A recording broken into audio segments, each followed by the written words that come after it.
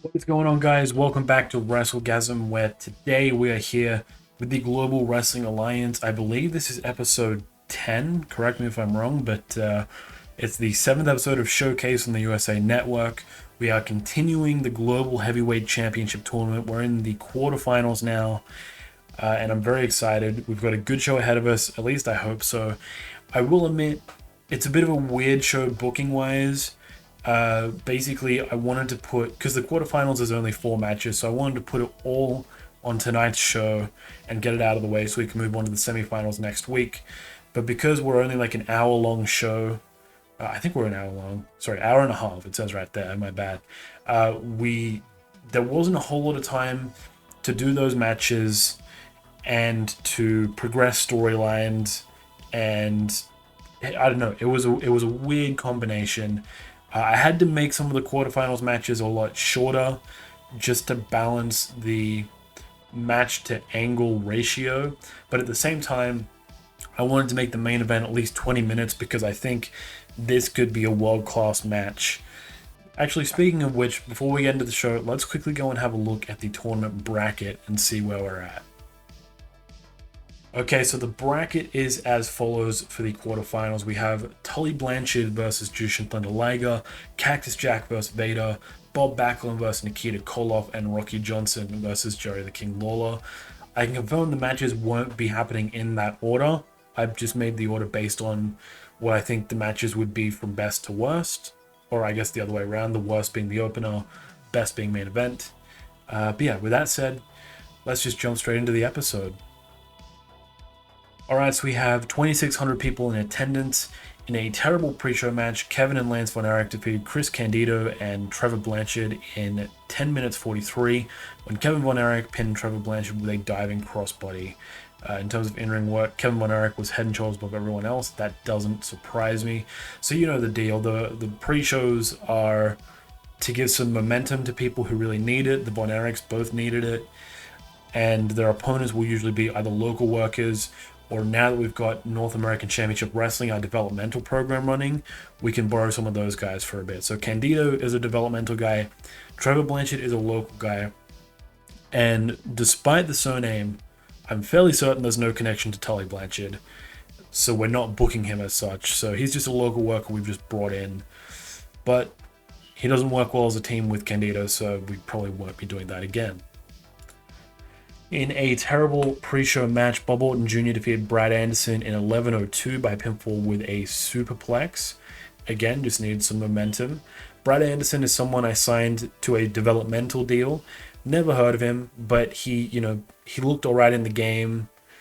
So I thought, screw it, why not? And he's quite young too, so yeah, 44, not great, but we move on. And About That had a decent reaction from the crowd, but subpar wrestling. The Rock and Roll Express defeated the Brood in 13:03 when Robert Gibson pinned Raven with a double drop kick. So obviously here, the Rock and Roll Express are the ones who needed momentum. The Brood are kind of like, they're like the main guys of our developmental. And so I thought it might not be great bringing them up to do a pre-show where they lose, because they're probably going to lose a bit of momentum. But I think doing this still gives them some experience. Not a whole lot of exposure, but still experience. So that's good. That's kind of what I want. So 57s from the Rock and Roll Express. You'd love to see it. So now we move on to the main televised section of the show. In a bout that had great heat and decent wrestling, Bob Backlund defeated Nikita Koloff in 8 minutes and 18 seconds by submission with a crossface chicken wing. And as you can see, that was part of the tournament. So just a refresher, Bob Backlund isn't a contracted GWA wrestler, at least in the storyline at this point. So if he wins the tournament, he can re-sign with WWE, with GWA. If not, he's gone forever. So he is fighting out of desperation, which surely gave him the advantage over Nikita Koloff. So Bob Backlund moves on to the semifinals. Chris Cruz, he's at the Chris Cruz Corner, which is our interview area. He welcomes out a special guest. It is former World Wrestling Federation star Pat Tanaka. He has come to make a name for himself in the GWA, Tanaka is honored to be here. He's disappointed that he signed too late to join the Global Heavyweight Championship tournament, but he promises that one day you will see him with that belt around his waist. As for now, he's going to take it one step at a time and focus on his debut match next week. So this is one of those segments that I had to throw in to kind of balance the match to angle ratio. Obviously there's not much going on here, especially in terms of storyline, but you know, it introduces Pat Tanaka to the audience, and yeah, that's it really. In a decent match, Jerry the King Lawler defeated Rocky Johnson in 9 minutes 26 by pinfall with a pile driver. So Jerry Lawler moves on to the semi-finals. A 61 from Jerry Lawler, you love to see it. Yeah, good stuff all around. Pretty happy with that.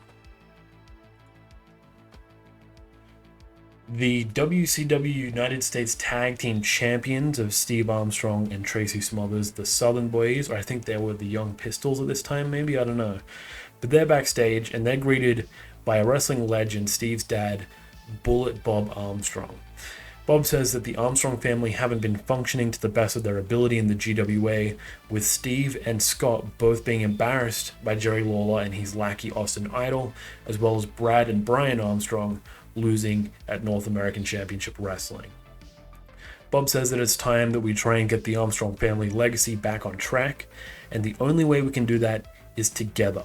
Scott won't be able to join them since he signed with WCW, but in the coming weeks, Bob's going to arrange for Brad and Brian to come and team with Steve, and he'd love for Tracy to join them as he considers him to be part of the family. Steve and Tracy are on board. Plans are set in motion for the Armstrongs to take their places on the thrones of the GWA. So this was partially another segment that just kind of I put in for the match to angle ratio, but ultimately I do want to unite the Armstrongs. It's a bummer that we can't use Scott, but we've still got 4 out of the 5, and Tracy Smothers, I don't know how much he kind of interacted with the other Armstrongs other than Steve in the wrestling world. I know he's fought Brad before, but you know what? He gets the job done. And in terms of Brad and Brian coming up to GWA from NACW, doing like main roster call-ups isn't going to be as big of a deal as like a WWE NXT situation. Just whenever it's convenient, it'll happen. Plus, if they're putting on good enough performances, that I think, yeah, you're good enough to pull out a developmental. I don't know if Brad and Brian are at that stage yet, but it's convenient for the Armstrong story arc, I guess. In a good match, Tully Blanchard defeated Jushin Thunder Liger in 10 minutes 16 by pinfall with a slingshot suplex. A 68 from Tully, you love to see it. This match was too short, I know, that's unfortunate, but hopefully the main event will rectify that. But yeah, this is awesome. Tully Blanchard moves on to the semifinals. I'm excited to see, if this is getting a 66 and it's only 10 minutes long, I'm excited to see what the main event gets, because like I said before, that one's 20 minutes. Because we wanted to get that kind of world-class rating, so let's see how we go. Nick Bockwinkel, who of course is the GWA commissioner, he meets with Bruno and David Sammartino backstage. Bruno has been working as a road agent for the GWA since it started, but his son David is Bockwinkel's latest signing to the roster. Bockwinkel welcomes David to the GWA and is excited to have him here. He's especially excited to see his debut match next week.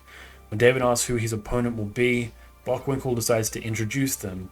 Samu and Fatu, the Samoan SWAT team, enter the room. Bockwinkel says that one of these 2 men will be David's opponent, and he can select which one.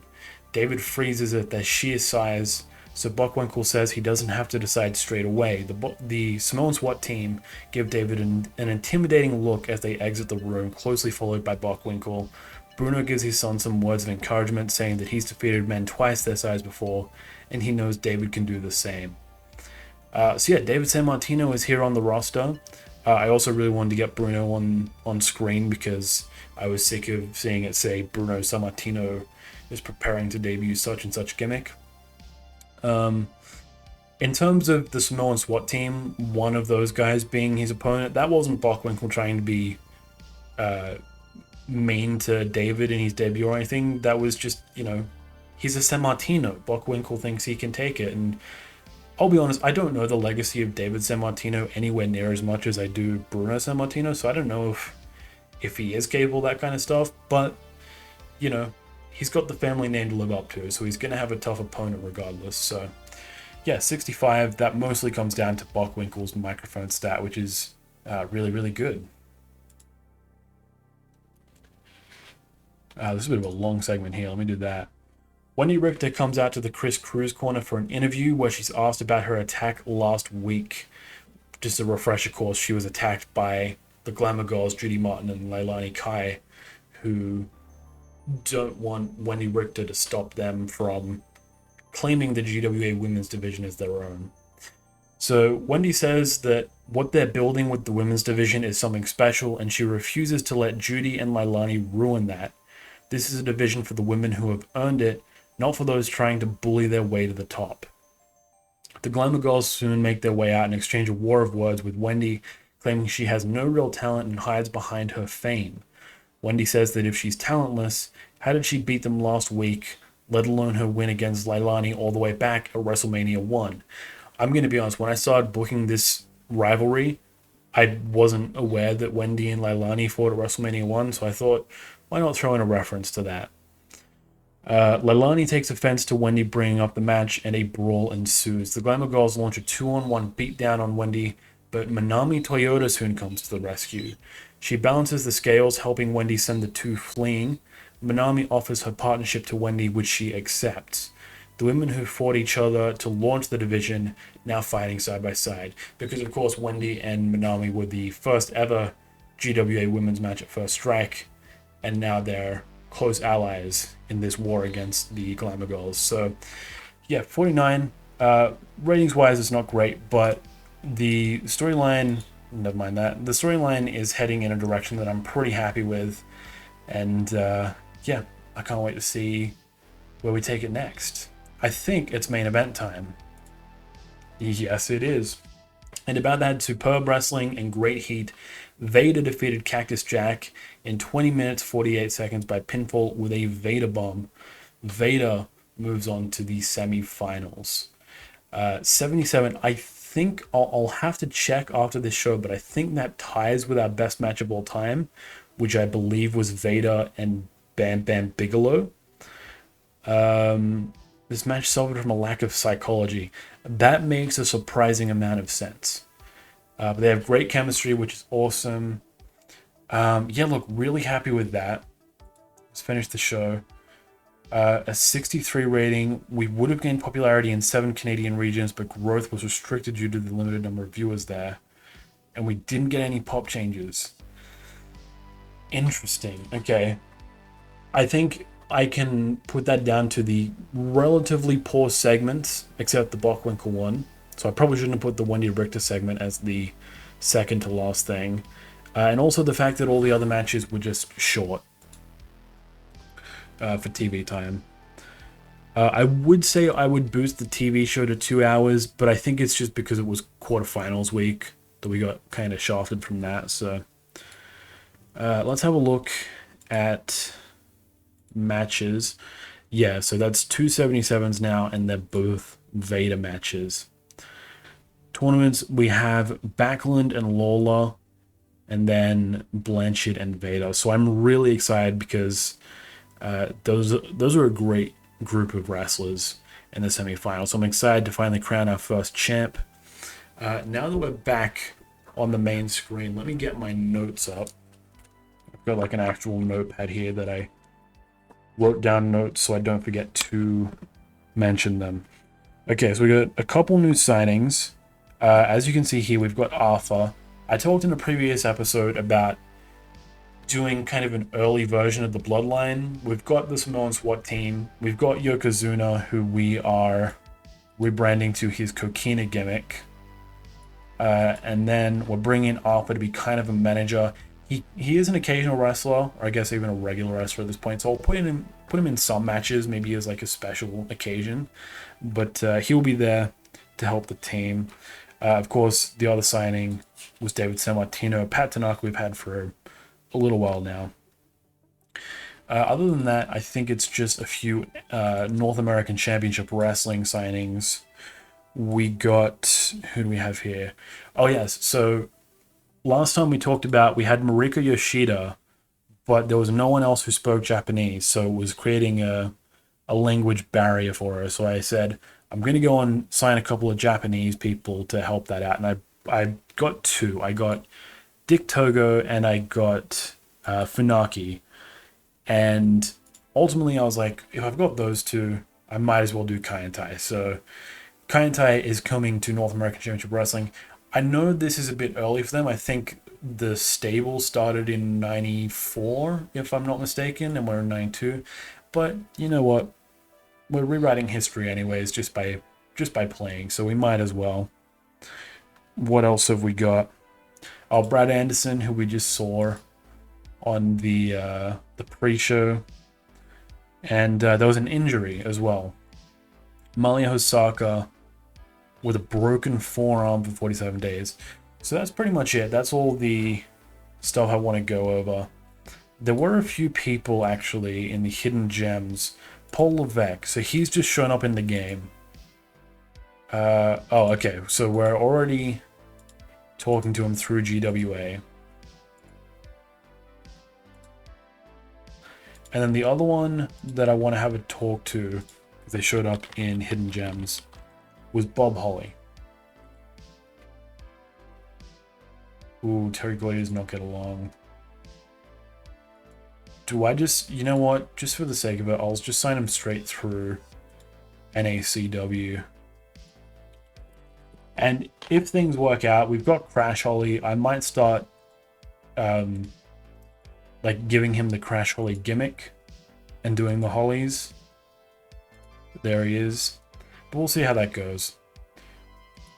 But yeah, that's about it really. So in the next episode, we will see Pat Tanaka and David Sammartino debuting. But most importantly, we will see the semifinals where Bob Backlund, Jerry the King Lawler, Tully Blanchard, and Vader will all fight for the right to become the global heavyweight champion.